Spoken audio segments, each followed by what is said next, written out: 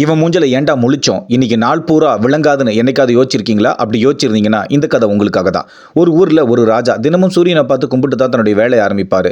அன்னைக்கு ஜன்னலை திறந்து பார்த்தப்போ அங்கே ஒரு பிச்சைக்காரன். ராஜாவுக்கு செம காண்டு. சே, இன்னைக்கு சூரியனுக்கு பதிலாக இவன் மூஞ்சில முழிச்சிட்டோமேனு நினச்சிக்கிட்டு திரும்பினாரு பாருங்க. டமார்னு செவுத்துல இடிச்சு மண்டை உடஞ்சி ரத்தம் கொட்டுது. ராஜாவுக்கு வந்த கோபத்துக்கு அளவே இல்லை. டேய், உன் ராசி இல்லாத மூஞ்ச பார்த்ததால தான் என் மண்டை உடஞ்சு போச்சு, உனக்கு மரண தண்டனை அப்படின்னு சொல்லிட்டாரு. காவலாளிகள் அந்த பிச்சைக்காரனை இழுத்துட்டு போகிறாங்க. ஆனால் அவன் சிரிக்கிறான். ராஜாவுக்கு ஒரே ஷாக்கு. சாக போகிற, ஏன்டா நீ சிரிக்கிறன்னு கேட்டார். அதுக்கு அந்த பிச்சைக்காரன் சொன்னான், மன்னரே, என் மூஞ்சில் முழிச்சதுக்கு உங்கள் மண்டை தான் உடஞ்சிருச்சு, ஆனால் உங்கள் மூஞ்சில் முழிச்சேன் பாருங்க, எனக்கு இன்னைக்கு உசிரியே போக போகுது. இப்போ சொல்லுங்க, யார் மூஞ்சி ராசி இல்லாத மூஞ்சி அப்படின்னு கேட்டான். பிச்சைக்காரன் சொன்னதை கேட்ட ராஜாவுக்கு செருப்பில் அடித்த மாதிரி இருந்துச்சு. அவருடைய ஈகோ சுக்குநூறாக உடஞ்சிருச்சு. உடனே அவனை மன்னிச்சு அனுப்பிட்டார்.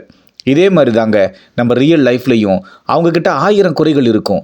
அது எல்லாத்தையும் மறைச்சிக்கிட்டு நம்மளை குறை சொல்லிக்கிட்டு இருப்பானுங்க. இவங்களுக்கெல்லாம் இந்த ராஜா வாங்குற மாதிரி ஒரு சம்பவம் நடந்தால் தான் புத்தி வரும் போல். உங்களை சுற்றி என் ராசி சரியில்லை, உன் ராசி சரியில்லைன்னு அடுத்தவங்க மேலே பழி போடுறவங்க யாராவது இருக்காங்களா? அப்படி இருந்தாங்கன்னா கண்டிப்பாக அவங்களுக்கு இந்த வீடியோ மறக்காமல் ஷேர் பண்ணி விடுங்க. அவங்களாவது இதுக்கு மேலே திருந்தட்டும்.